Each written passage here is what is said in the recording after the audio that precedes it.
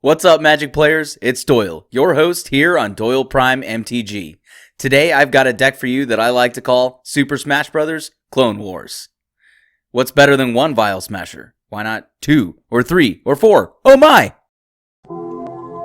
Forests, islands, mountains, plains, and swamps.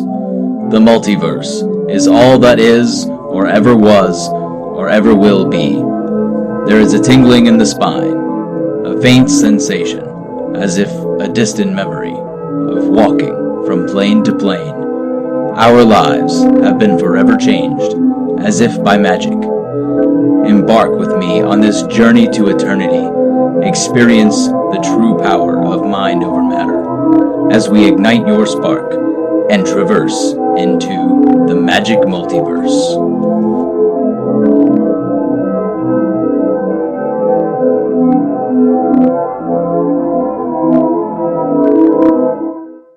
The best way to achieve the Super Smash board state is through cloning effects, but the legend rule usually gets in the way. That is, until our friend from Kamigawa returns to solve that problem for us. Vial Smasher the Fierce and Sakashima of 1,000 Faces partnered together will give us a Grixis clone and smash build. The aim for this deck is to drop both our commanders early so that we may clone the Sakashima version and make it increasingly difficult for spot removal to be an issue. This is a casual but quick build, threatening massive damage within the first 6 or 7 turns. Vial Smasher the Fierce is a 2/2 Goblin Berserker that costs 1, a red, and a black. She has, whenever you cast your first spell each turn, choose an opponent at random. Vial Smasher the Fierce deals damage equal to that spell's converted mana cost to that player or a planeswalker that player controls. This incidental damage tends to add up quickly, especially when we begin multiplying it. Sakashima of 1,000 Faces costs 3 and a blue for a 3/1 human wizard, but those stats don't seem to matter as much, as her first ability reads, you may have Sakashima of 1,000 Faces enter the battlefield as a copy of another creature you control, except it has Sakashima of 1,000 Faces' other abilities. So she will copy Vial Smasher and become our second and most important copy. Her other retained abilities are, the legend rule doesn't apply to permanents you control, and, of course, partner. We want to copy the Sakashima version so that all of our clones will have the legend rule ability as well for added redundancy. This strategy is going to rack up quite a mana tab. Let's check out the ramp package that'll help us foot the bill. First up, we have a Soul Ring, which costs 1 and taps for 2. Next up, we have an Arcane Signet, which costs 2 and taps for either of our colors. Izzet Signet, Rakdos Signet, and Dimir Signet are each going to cost us 2, and for the input of 1 generic mana, they will give us 2 mana of their respective guild's colors. The Talisman of Creativity and Talisman of Dominance will each cost 2 and tap for 1, or if they tap for one of their respective colors, they'll deal us 1 damage. Wayfarer's Bauble is always a great addition, costing 1 and letting us pay 2, tap, and sack it to fetch a basic land to the battlefield tapped. Closing out the artifact ramp will be a Gilded Lotus, which costs 5 and taps for 3 of any one color. Nightscape Familiar will help to make our red and blue spells each cost 1 less. This will be quite useful as black is our trailing third color. As a bit of anti-ramp is nice, I like to include Confounding Conundrum to slow down all the lands decks, plus it cantrips. Also, Zozu the Punisher is quite nice in this deck, since we can change it up and actually copy Zozu if we so choose.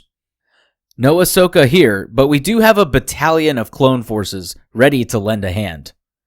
Phantasmal Image will clone something we control for only 1 and a blue.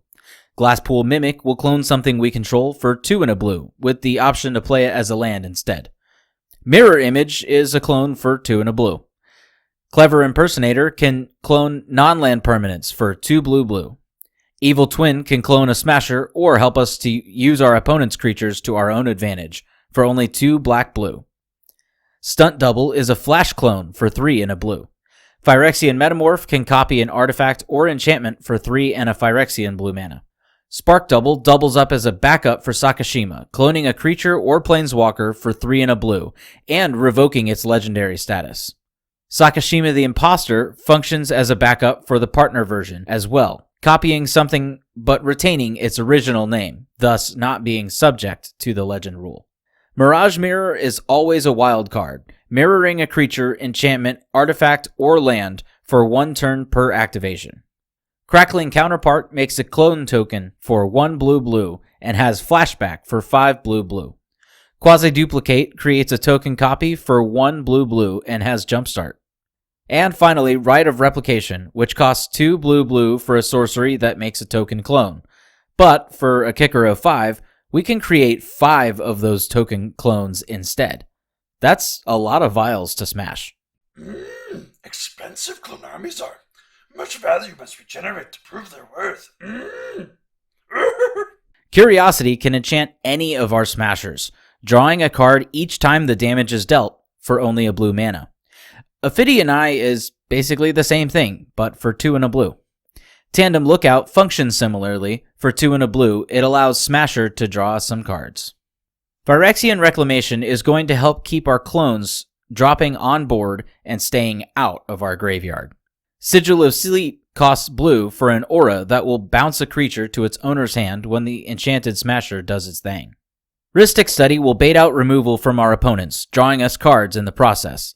Night's Whisper draws us 2 cards for 1 black and 2 life. A Frantic Search will generate us some free value, looting 2 cards, getting us some damage on one of our opponent's turns, and untapping the lands it uses in the process so we can cast something else before the turn cycle ends. Unwind and Rewind will give us a similar land untap effect, but instead of a looting effect, they're counterspells. Similarly, Spell Swindle will generate us tokens off of the counterspell, giving us just the mana that we need to keep going. Lazotep Plating is an extremely versatile spell for interrupting our opponent's targeting spells. Dig Through Time is a classic Smasher spell, gaining us 2 of the top 7 cards of our library for 7 blue. Though Delve makes sure that we never really have to pay its full cost. Factor Fiction is a fine instant to generate us value and another set of Smasher triggers, while it gives an opponent a predicament to distract them from their strategy. Risk Factor will almost certainly draw us cards, especially if one of our opponents has coincidentally been getting the brunt of our Smasher triggers. Treasure Cruise will draw us 3 for 7 and a blue, but it has Delve to help us cast it. Reforge the Soul will wheel with the opportunity at a massively discounted rate. Valakut Awakening will give us a wheel for 2 and a red, and it's also an MDFC land. Temporal Mastery gives us another turn and a chance at cheating cost. Seagate Restoration generates massive value and massive damage from the Smashers, but we can always play it as a land, so it doesn't bog down our start. Sig River Cutthroat will generate us some value when our opponents lose life. Hull Breacher will generate a massive amount of treasure and can also be played at flash speed for value on opponents' turns. Twilight Prophet will not only draw us extra cards, it will also help to gain drain our opponents and keep our life totals moving in the correct directions. Torrential Gearhulk will give us some repeated value at flash speed, allowing us to cast an instant for free from our graveyard as it enters the battlefield. For 2 blue-black, Notion Thief steals all of our opponent's draws for ourselves, except for the first one on their turn. Gotta keep it fair, you know. Fire up the hyperdrive and jump to warp speed. Obosh the Prey Piercer will double up all of our Smashers' damage, while Fiery Emancipation will rocket us into the finish line, tripling all of our Smasher damage. This feeling of unlimited power! With unlimited power, we can ultimately take control of the galaxy. Execute Order 66 with Blasphemous Act, dealing 13 damage to each creature for usually only a red mana. Malakir Rebirth will save one of our clones from meeting an early demise.